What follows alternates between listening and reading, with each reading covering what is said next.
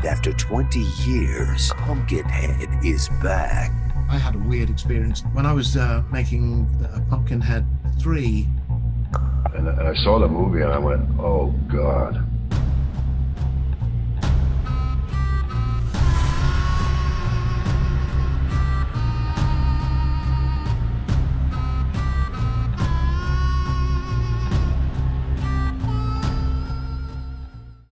I had made my second film, which was Evil Aliens at that point, and Evil Aliens got invited to play at the Toronto International Film Festival. We played Midnight Madness there, and that was a screen of about like 1,400 people. Like, it's crazy. That kind of Canadian, North American audience, so they just went wild for it.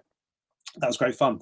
But because of that, I got approached by the Horror Channel, as they really liked Evil Aliens, and I'd also been recommended to them by Mo Carriage at Anchor Bay at that point, and he knew a producer who had got the rights to the Pumpkinhead franchise, which is a guy called Brad Cravoy, because he had produced the second Pumpkinhead sequel, Blood Wings, and he still owned the rights to it. And then them via the Sci-Fi Channel wanted to do 2 more films, 2 back-to-back Pumpkinhead sequels, which were going to go out as part of Sci-Fi Originals, you know. The Sci-Fi Original movie, Pumpkinhead, Blood Feud, premieres Saturday, February 10th at 9 on the most dangerous night of television. I think I was on my way to Australia to do a movie, and I stopped in Milan because there was a film festival that I was in, and they wanted me there, so I went. And a guy approached me in the hotel where I was staying in Milan with the second Pumpkinhead. And I went, you know what, buddy, I came back down to the lobby after I read it, and I said, you really got to rewrite this. It was a shambles. I mean, it was just all he was doing was trying to put a deal together. That's all he was doing. And I turned it down, and then they did it anyway.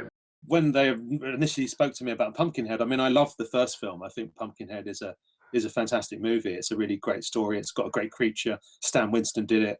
So I thought, well, that would be like a really nice universe to sort of play in, given the opportunity.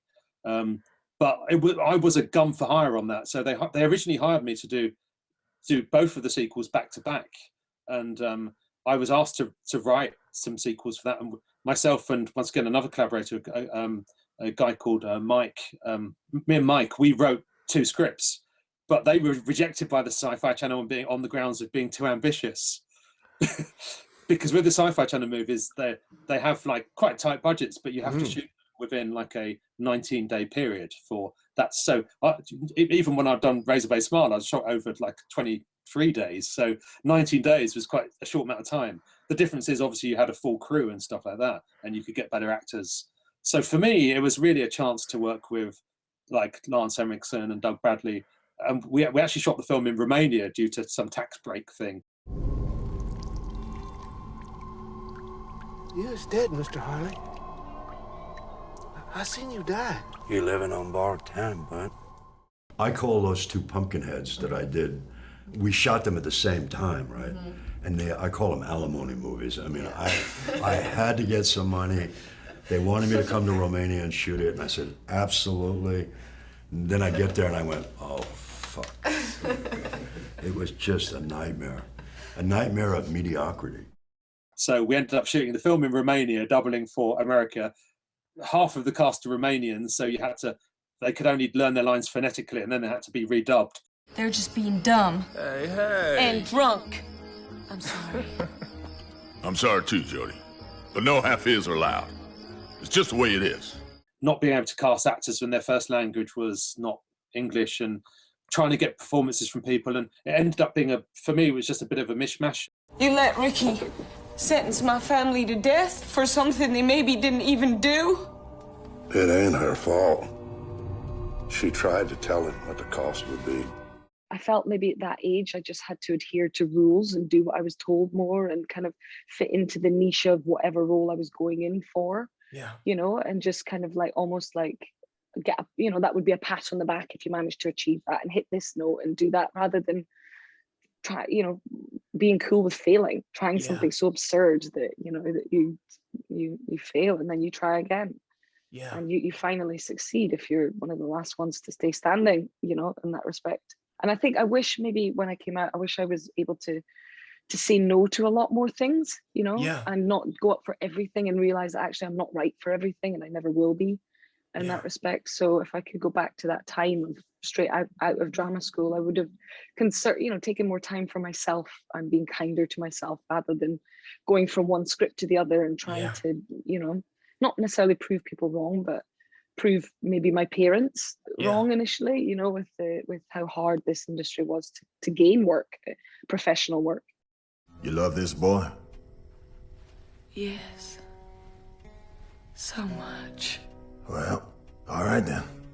So in many ways, for me, it was like I wasn't happy with the final film personally. I think it's got its moments, but I loved working with doing all of the creature suit effects, and the guys that did the suit. You know, they were the guys that basically had done the later Hellraiser films. Gary Tunnicliffe obviously didn't do the first one, but he had done all of the sequels. So obviously Doug was very familiar with some of the guys on the makeup team, and I think he always was happy to be able to walk past that chair without going into their trailer. In the first film, they did it brilliantly. They had wires, and Tom Woodruff's really... There's some shots of him in the stilts where he's walking, and he obviously loses it, and he's kind of floating there. But we took the approach, and they did this very cleverly in the first film.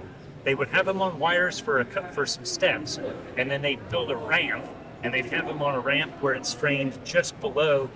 So it's just him walking. So it's from his knees down, and he's walking just on a raised platform. So what we very cleverly did on 3 and 4 is we would put me in a set of stilts. Either we would bolt down one leg, we would bolt down both of them if I didn't have to take a step, so you could stand, and you'd have the height, but you couldn't go anywhere. And I'd either start a step, or we'd unbolt one leg, and I would literally stand on the one stilt and lift the other one and get one step forward. Then we would cut, bring in the ramp, and then I would make the walk on the ramp from like the knees up. So in your head, you started the walk, now he's walking, you get full frame, you know, the thing. So every time you see it, it's like full shot, cut to mid shot, you know, coming in a door or walking on a ramp. So I didn't have to walk in the stilts, mainly because with, again, being low budget, being in Romania, we were like, we have no idea if they have the capability or the time to set up wires and all that. And we've only got 2 suits, so if you're going to run wires, you've got to cut holes in it for pick points and all that. There's one shot where he comes through the stained glass window and jumps down, and it's this really kind of sketchy looking CG thing, and you kind of go, what the hell was that? I hope there isn't more of that, but okay. It was supposed to be Pumpkinhead, right? The thing is that we were ambitious as we could be with the budget that we had, but for me at that time, I mean, I had come to that having just made Evil Aliens, which was, you know, basically a film which was made for £287,000. So this one was over $500,000. For me, that was a big step up. And we shot it on 35mm film, ironically, for a film which premiered on television. So it's kind of like, that was actually shot 35mm. And, you know, I worked with a really great DP. And, you know, we had a lot of toys and kit and stuff like that. It's just, for me, I was never really happy with the story of it. The visual effects stuff, the Sci-Fi Channel CG stuff is horrendously poor as well. And we're trying to avoid it as much as I could, but the bits that we did do were very, very basic, and I've never been happy with that stuff, and it just ruins the film for me, that kind of thing. So, you know, for me, it's the least Jake West of my movies, basically. How in the hell did he get in here? After him, boys. Don't let him get away. I think Doug is one of those great. He's a great actor, and he can. I mean, he you know, he takes every part he does very, very seriously, regardless of the film. I, as the doctor, am performing illicit surgery on a guy and removing his liver, which I'm then going to sell on the black market, which is basically what I'm doing. We were filming at this large house outside Bucharest, out in the country, which had been used by high-ups in the Communist Party. And we filmed scenes in the basement of that house. All the walls are plain white tiles, and the floors are plain white tiles, and they slightly slope down to a drain in the center of the room. And you kind of look at this and you think, there can only be one reason. Only be one reason, and it's probably not too far removed from what we were pretending to do in the scene in the movie. Doc? Oliver. Molly Sue? But we were filming just outside the house, and it was a simple scene of dialogue, but the director had decided to use a rain machine. So we were standing under an umbrella, but it was very heavy rain, so a lot of rain coming down from the rain machine. And by the time you're on your third or fourth take, the ground is waterlogged, and basically you're kind of paddling in water and mud at that point, although the rest of you is dry under an umbrella, and the ground is getting very wet.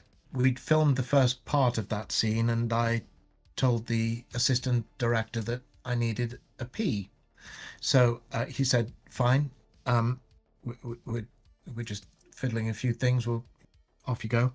So I went to what is euphemistically known on movie sets as the honey wagon, which is, a portable toilet. There are like steps that go up to it with handrail. I put my hand on the handrail and a foot on the step.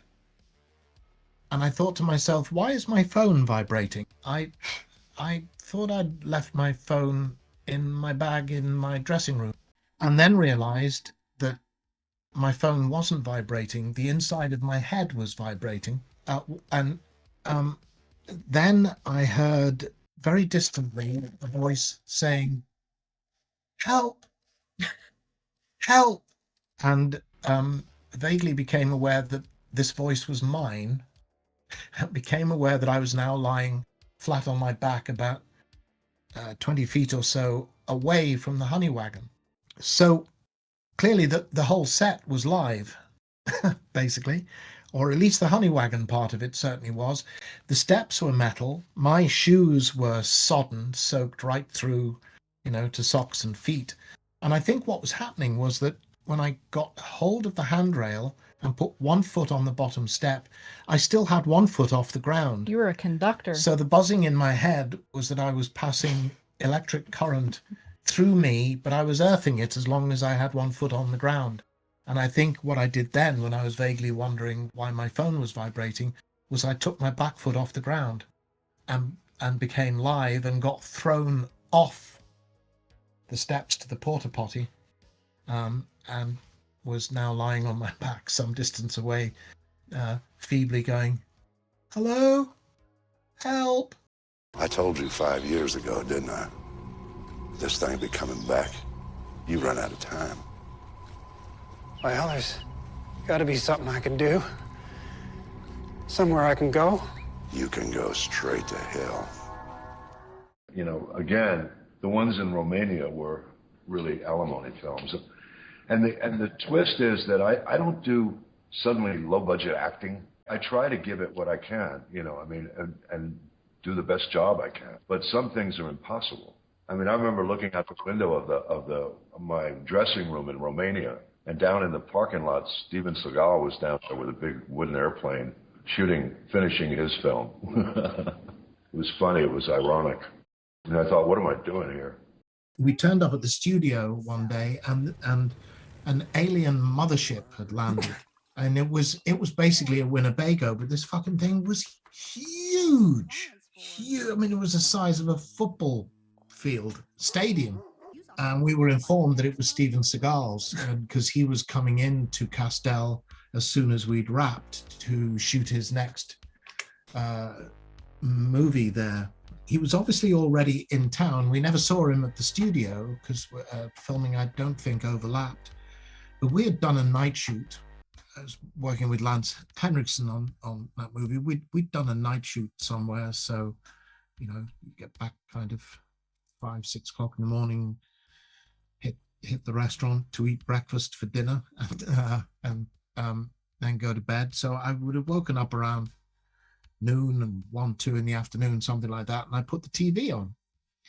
And here is the most surreal spectacle going on. And because it was all in Romanian, and I couldn't put closed captions or anything on it, so I didn't have a clue why this was happening or what was going on. But it was basically Steven Seagal in a television studio, kind of seated on a chaise longue kind of affair, wearing a kimono, while a succession of young Romanian women kind of came on set and I was going to say gushed all over him, but I could phrase that better. And he sat on his chaise longue and nodded his head at them, and they presented him with a gift, and they left. And the presenter asked him a question, which he answered with Romanian subtitles, but I didn't know what he'd been asked, and there were very, very brief answers.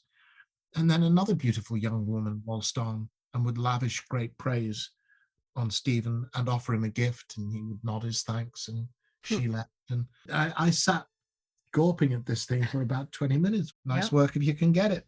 Hey, relax. Crystal meth y'all take's making you paranoid. Obviously, working with Doug was great for being a big Hellraiser fan. I got a chance to geek out and hang out with him and find about Clive and what you guys went through in the makeup room. And he was relieved, obviously, that he wasn't in any sort of makeup.